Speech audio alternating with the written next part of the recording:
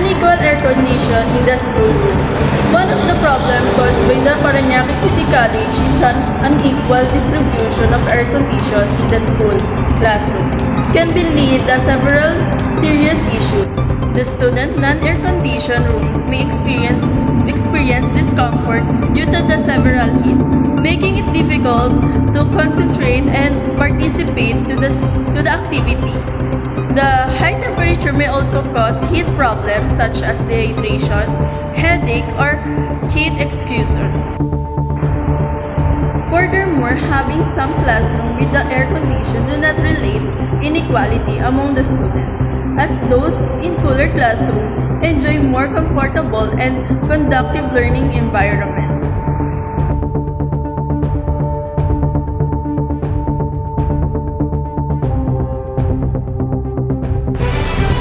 To address the problem of unequal air conditioning, the school can implement several practical measures. First, installing ceiling or pedestal fans and improving ventilation in classrooms. Without air conditioning can help reduce indoor temperatures and enhance comfort. Second, proper budget planning should be undertaken to gradually install air conditioning in more classrooms, prioritizing rooms with the most student or longest class duration.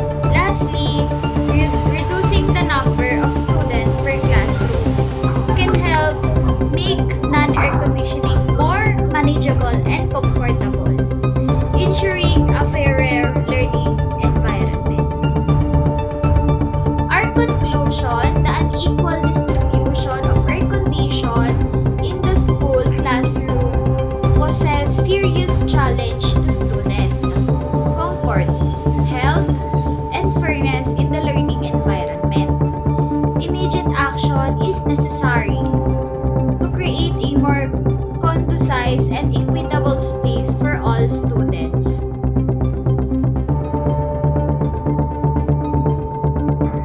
By implementing practical solutions such as adding fans or improving ventilation in the corridors, in the non-aircon room, planning, budgeting in the future, air conditioning installation, and reducing class students, the school can be enhance student well-being, academic focus, and overall satisfaction.